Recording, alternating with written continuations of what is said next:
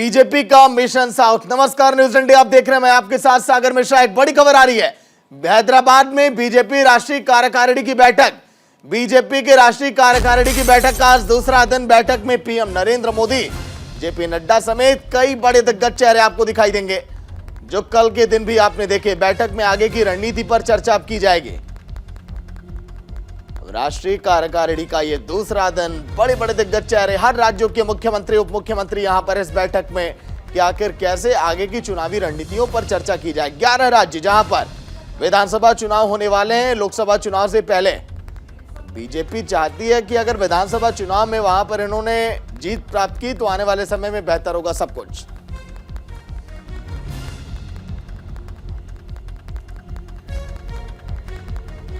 चलिए एक और बड़ी खबर, तेलंगाना में विजय पताका फहराने की तैयारी में बीजेपी। आज सिकंदराबाद में रैली को संबोधित करेंगे पीएम नरेंद्र मोदी। सिकंदराबाद के परेड ग्राउंड में होगी बड़ी रैली। आगामी विधानसभा चुनाव को लेकर हुंकार भरेंगे पीएम। चुनाव को लेकर कार्यकर्ताओं में जोश भरेंगे पीएम। सिकंदराबाद के परेड ग्राउंड में बड़ी रैली है।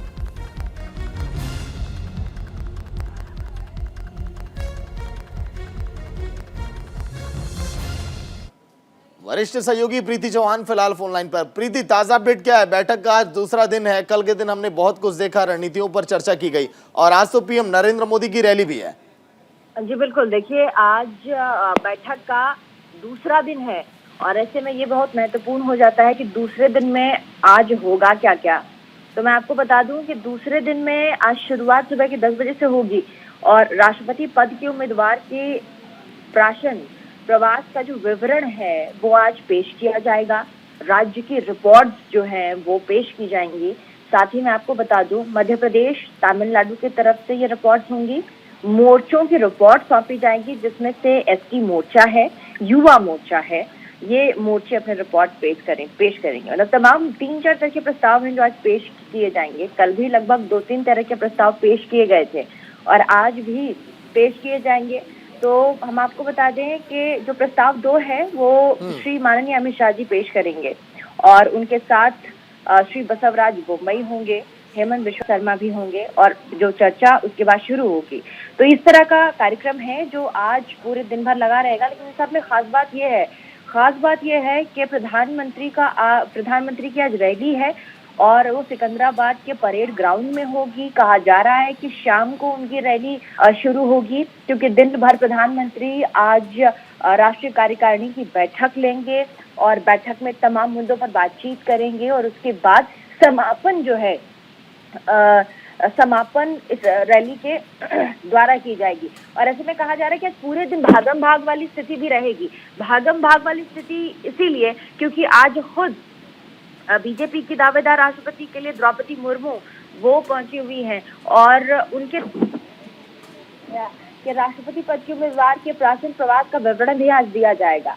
तो उनको लेकर के काफी चर्चाएं होंगी। साथ ही 7 बजे के आसपास बैठक भी हुई है सुबह, लेकिन 10 बजे से जो नॉर्मल जो शीट्स बनी है कि कैसे क्या क्या होगा, जो सत्र है कि शुरुआत कब होगी, तो वो 10 बजे के आसपास की टाइमिंग रखी गई है। 10 साढ़े 10 के आसपास की टाइमिंग है और ऐसे में समापन प्रधानमंत्री। लेकिन प्रीति, इन सबके बीच देखिए, क्या दक्षिण भारत में बीजेपी के लिए राह इतनी आसान लगती है? क्योंकि 3 बड़ी बैठकें सन 2014 से लगाए अभी तक। आसान नहीं है, मैं आपको यहाँ साफ साफ बता दूं, राह बिल्कुल भी आसान नहीं है। क्योंकि आप किसी भी पार्टी को जो हमारा मापने का पैमाना है वो क्या होता है? वोट प्रतिशत, यही है।